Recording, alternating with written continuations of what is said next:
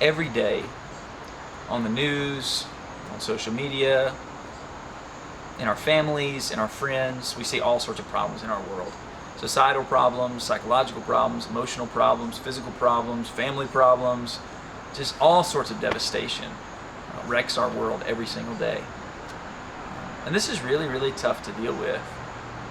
Maybe sometimes we lose sight of what the real problem is. And the real problem that causes all the problems of this world is sin. In other words, violations of what God has said is true and right and good in the way we must live. We abandon that, we commit sin, and it ruins our world and creates all these problems. Of course, really, the real problem, the greatest problem, is how all of these evil things destroy our relationship with God and cut us off from the life that He brings us. So do you want to keep on having problems in your life? Do you want to keep on sinning? I'm guessing if you're watching a video like this, then no, you don't. You want things to change. So how can we change? I want to just mention briefly 3 keys to overcoming sin that I think the Bible talks about. The first one is commitment. Commitment. We have to commit to overcoming sin if it's ever going to happen. And if you don't really want to sin, if you don't really want to overcome sin, if you don't really want to commit to this, then you can just go ahead and shut this off and go watch something else on YouTube. But you have to commit to change. You have to commit to overcoming sin. Kind of like Job in Job 31 and verse 1, where he said, I've made a covenant with my eyes. It's like I've made a commitment within myself. I'm not going to sin. I'm not going to look after a virgin to lust after her. You need to make that commitment within yourself. But maybe even bigger than that, you need to make a commitment with God. That you're going to follow Him wherever He leads you. That you are going to be faithful to Him just like He's faithful to you, because He's really the only one that can help you to overcome. You can't do it on your own. Have you made that kind of commitment within yourself and with our God? Second key to overcoming sin.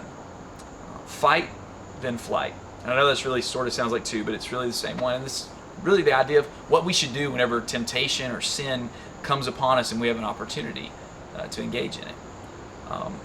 So many scriptures talk about the idea of needing to fight against sin. James 4, resist the devil and he's going to run away from you. So many examples we see in scripture where sin is trying to grab control of you. You must master it. Overcome it. Don't let it overcome you. Fight. But sometimes in scripture, people didn't stand in their ground and fight. Instead, they ran away. Joseph did that in Genesis chapter 39. We see that all throughout scripture. So many scriptures talk about fleeing. 1 Corinthians 6 and verse 18, flee sexual immorality. Just run away from it. 1 Corinthians 10, flee idolatry. 2 Timothy chapter 2, flee youthful lust. And in that context, it's talking about being quarrelsome and angry and just not treating people in the right way. Run away from temptation. All right, so make a commitment, fight then flight. And number 3, be renewed. It's not enough just to leave sin alone, because if you do that, then you're going to have other sins come into your life and you're going to be just as messed up, if not worse.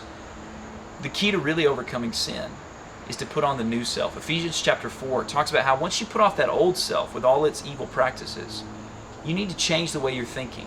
Be renewed in the spirit of your mind. That's why Bible study and prayer and fellowship with godly people is so critical. And whenever you've done that, put on the new self that is made in the likeness of God, in righteousness and holiness and truth. So practice the good things that God's commanded as a replacement of all the evil things you used to do. So if you want to overcome sin, make a commitment to do so. Fight temptation, and if you need to, flight. Run away from it. And thirdly, be renewed. Be that new person that's made in God's image, so that you truly be someone who's reaching upward together with those who are going to heaven.